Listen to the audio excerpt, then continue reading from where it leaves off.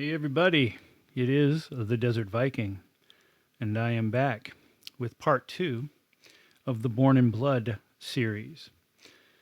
So I am reviewing this book here, Born in Blood, The Lost Secrets of Freemasonry by John Robinson, and this was penned in 1989. However, it's still pretty relevant today. In episode 1, I talked a little bit about the first half of the book, and that was about the history of the Order of the Temple of Solomon, i.e. the Knights Templar. And in part 2, we're going to discuss the tie-ins to Freemasonry today and how those tie into the Templars, if they do at all.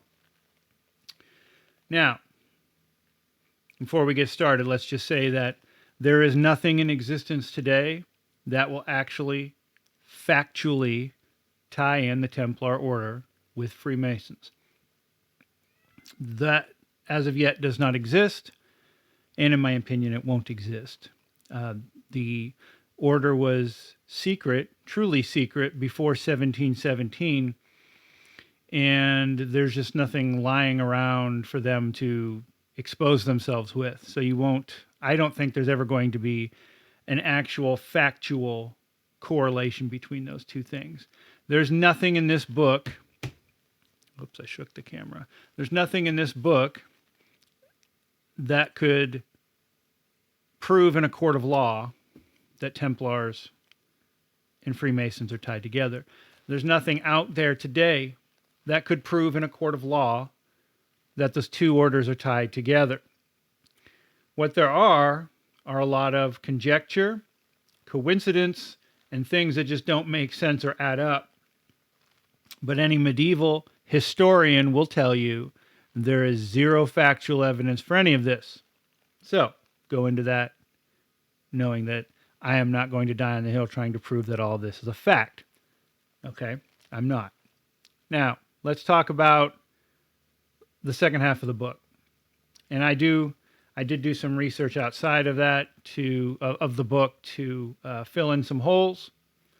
But here's a basic summary, and I highly recommend you pick up the book if you are interested in the history of the Freemasonry Order. There's a lot of really cool things in there.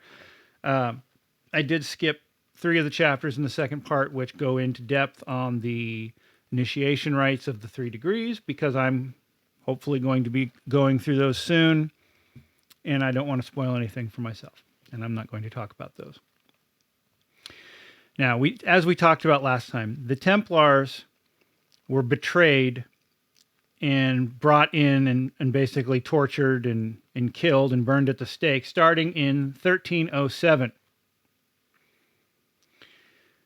Now, from 1307 to 1717, the order or Freemasonry or whatever was a secret society. When it actually began as Freemasonry, no one can tell you. Some people may claim they have a good idea, but again, there is no hard evidence that says on this day Freemasonry was born. We just don't know. In 1717, the order felt safe enough to go public in London, and that was when the first Grand Lodge appeared, followed by the York Grand Lodge in 1723 and a bunch of inter-order drama that occurred in that time span. Now, at this point, between 1307 and 1717, any ties to the Templars or any ties to anything outside of what the church decreed as correct would land someone either a multitude of bad ways. 1, you lose all your property. 2, you become a servant or a slave. 3, you can be imprisoned for life. 4, you can be tortured and put to death. So going against the church's wishes was never really a good idea throughout most of the church's existence, because they could erase you and would. They will brutally erase you.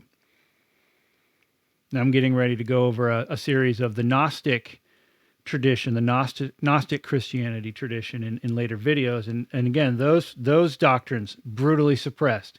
It is how the church operated.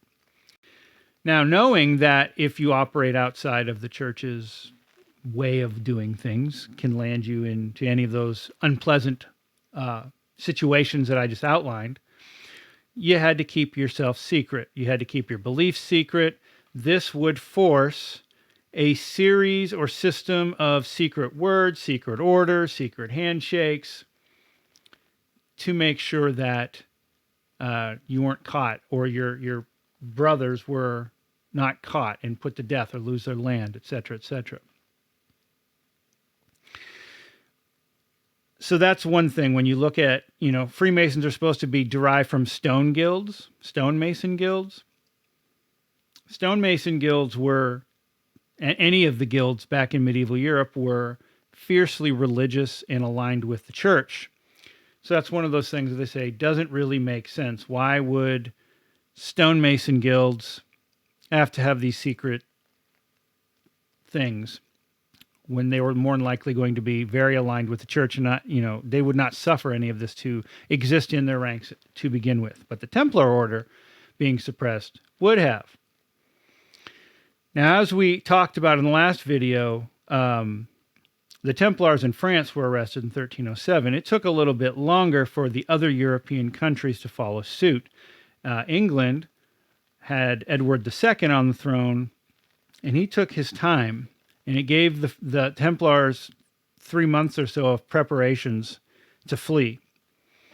Scotland and Robert the Bruce didn't listen at all. In fact, Robert the Bruce needed more warriors in his army and gladly took in Templar Knights, seasoned veteran warriors, into his ranks. So Scotland will play a key role in the legends of Freemasonry, as we'll talk about here in a few minutes. Now, when we look at Freemasonry as a thing and the Templars as a thing, of course, the Templars are excommunicated heretics and their order is dissolved. If a Templar was ever caught, he was outlaw, which indicated that he was not protected by the law and anyone could rob and kill him. And of course, the church would like to have their hands on him to torture and kill him. One of the things when we talk about Freemasonry that draws the ire of pretty much every church in the world is the fact that they are open to all religions. That one key thing right there sets everyone off. The Catholic Church condemns them for this. Islam condemns them for this. They've butted heads with Mormons, Judaism. All of these religions that claim that their special brand is the only correct one considers any order that would allow open membership of any religion to be blasphemy and heresy. And of course, the way we think, if it's blasphemy and heresy, obviously it comes from the devil, which leads down this road of obviously that means Freemasonry's devil worship because they allow all these other religions in. If you watch my channel, I'm hoping that you're at least trying to think higher than these basic illogical premises that plague humanity. I'm hoping that you can step out of this type of thought. If you're this, then you obviously have to be that, black or white thinking, because that's not how life works, but that's how so many of people think. And it's not good. So churches don't like that Freemasonry allows all religions. Okay, that's their biggest stink, their biggest heresy. The Catholic Church answered this by creating the Knights of Columbus, which was their version of Freemasonry, only you have to be a Catholic to be a part of that. Now let me point out that even in the Christian sects today, that they have conflicting views on who is the real daddy of the church, who's the correct one. I was raised Catholic, and then my family turned evangelical. As a Catholic, my family would make fun of the evangelicals in town as being weirdos. When they converted to evangelicism, my family would call the Catholic Church a cult. These were very important lessons for a very younger me, because none of these made logical sense to me. To me, it seemed more like if you follow my thought, you're good, and if you don't follow my thought, you're weird or you're bad. And if I change my thought, that means the other thing that I used to be is now weird or bad. It's another key attribute of humans: tribalism. We embrace tribalism. We need tribalism. It's like it's programmed inside of us to desperately seek out tribalism, people that are like me.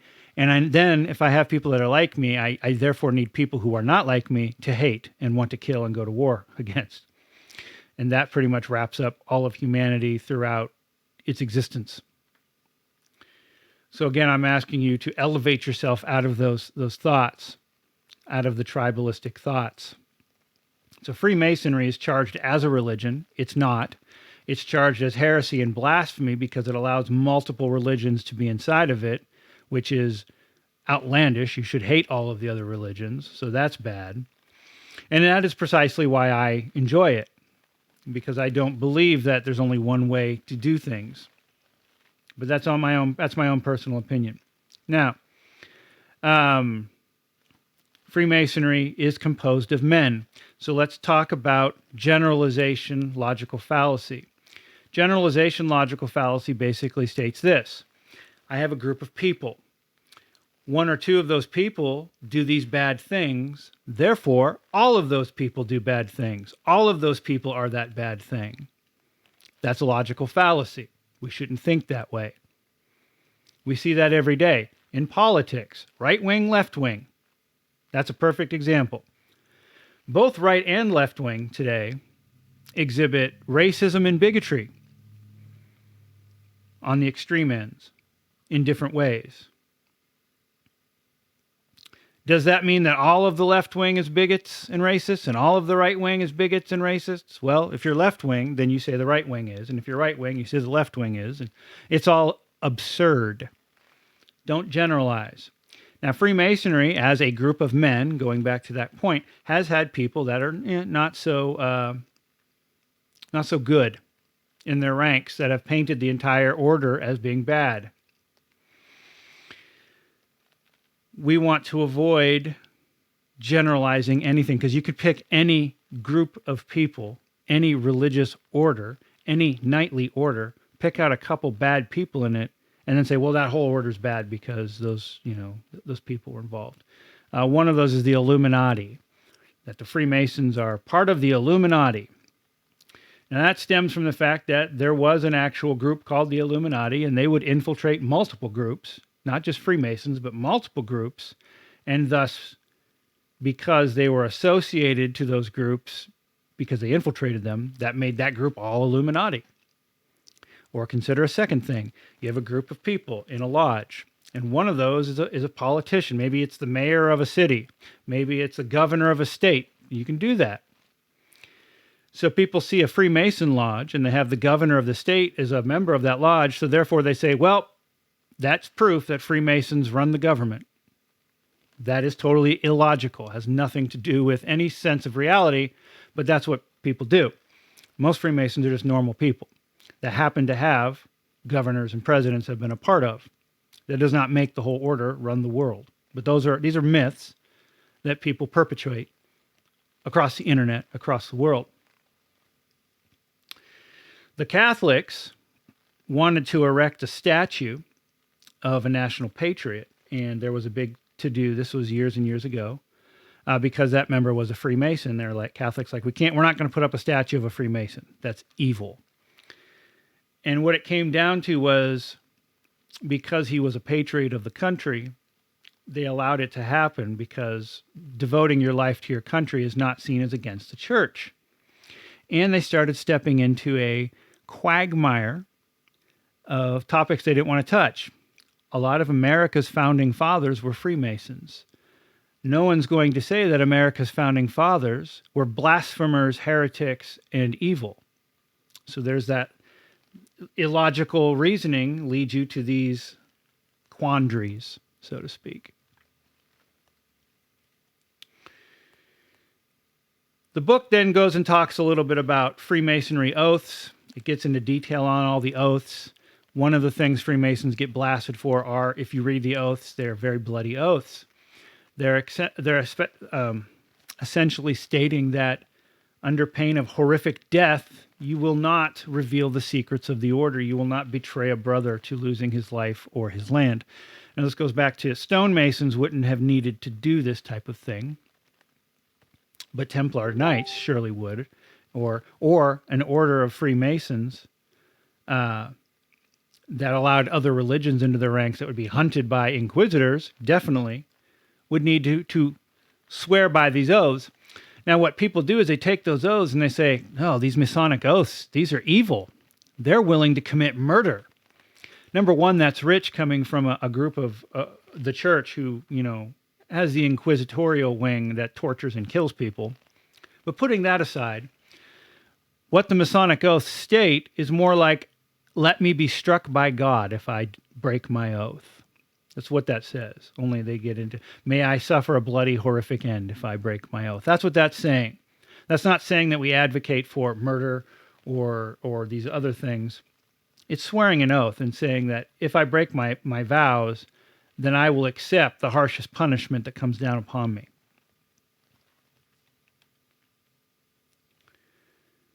All right. So we talked a little about the stonemasons and the guilds being fiercely religious.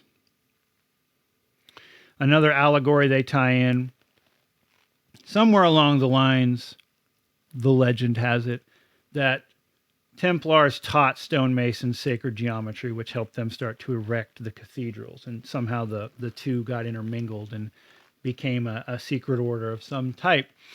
Understanding that Freemasonry is all about allegory, symbolism, to build a better man, it is not outside of the realm of thought that they would have chosen stonemasons as their allegory for building the proverbial Temple of Solomon, which states the temple inside of our hearts, because stonemasons would be a perfect allegory for that.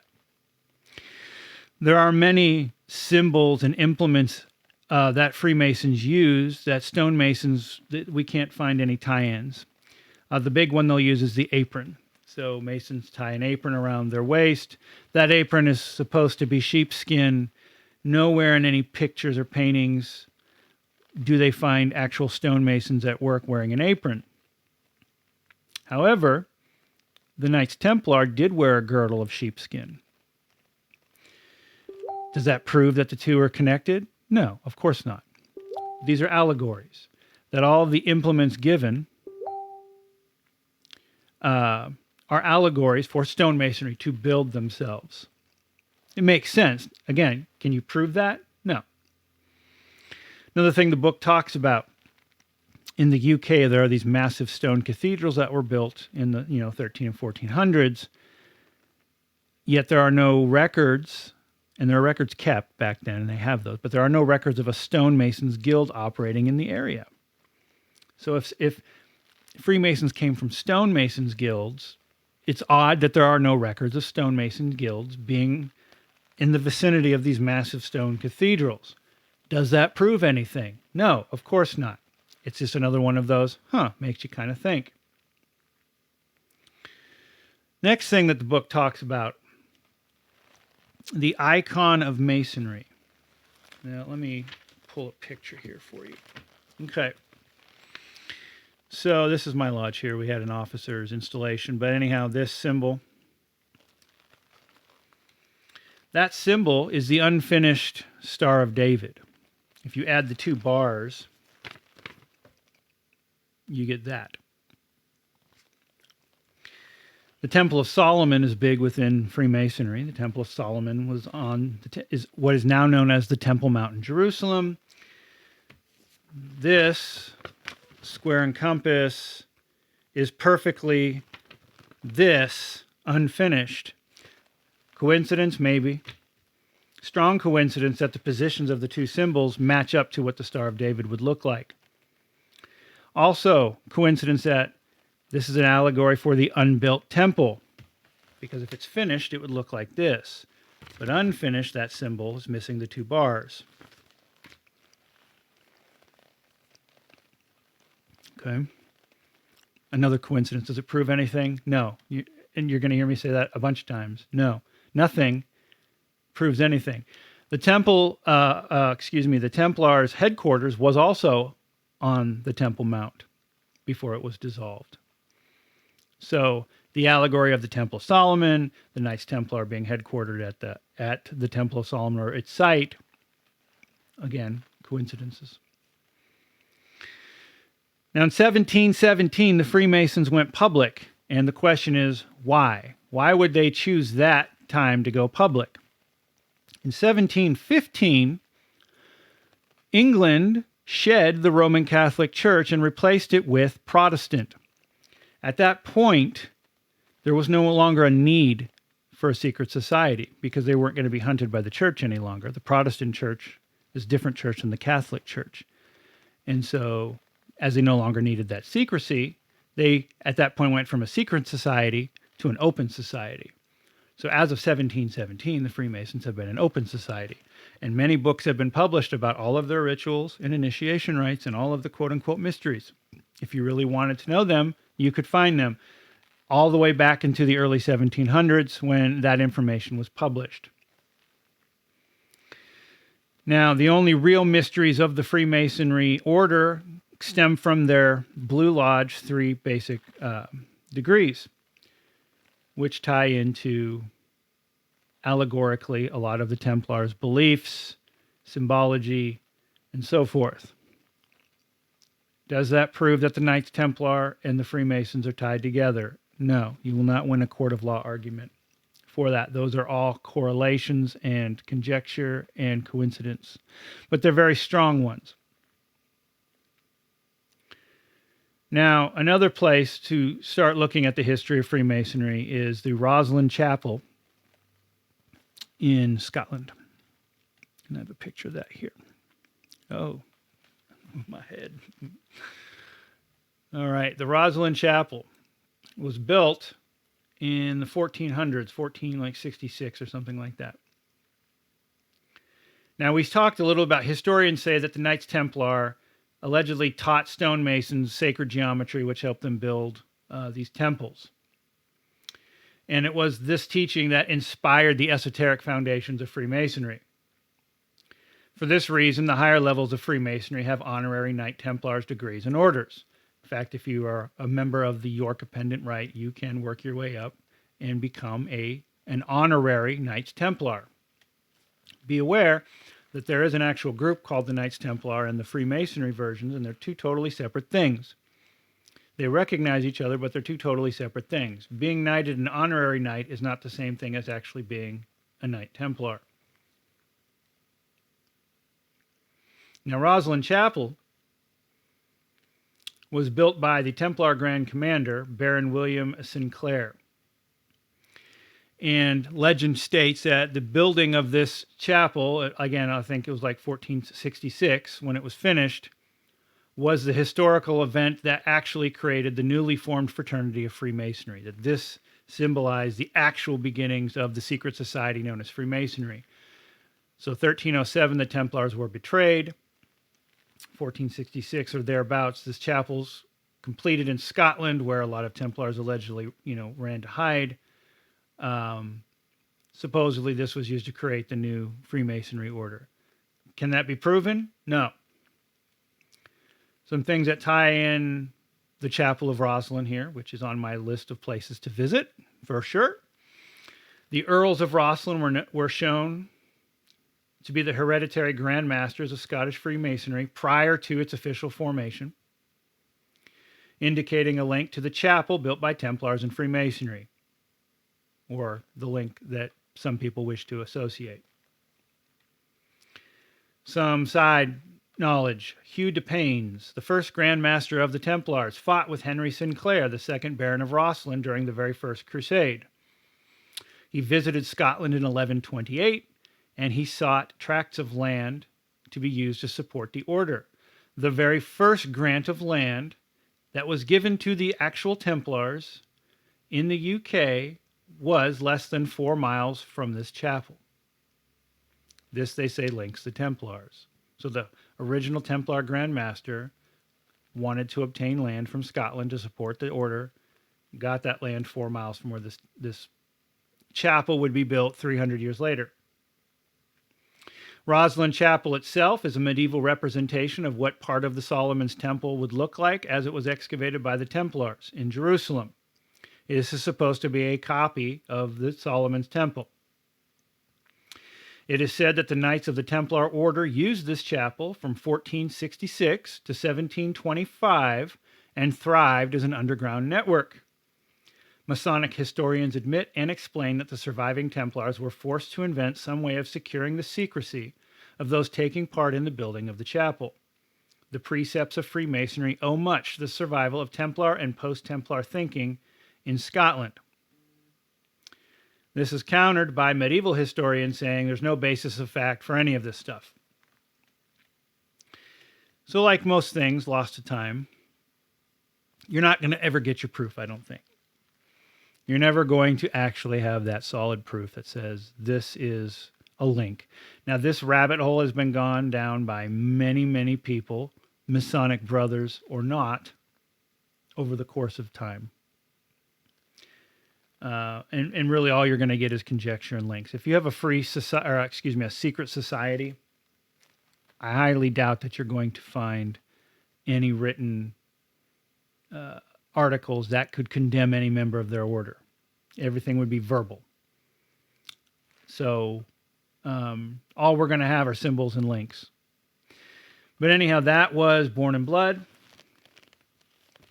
Again, Born in Blood. This book is what they consider one of the top recommended readings of the Freemasonic Order.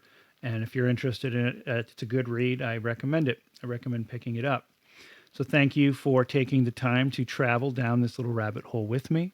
If I got anything wrong, I apologize. If you are in the Freemasonic Order, please leave a comment below. I'd love to hear from you. I'd like to spark up a discussion on that.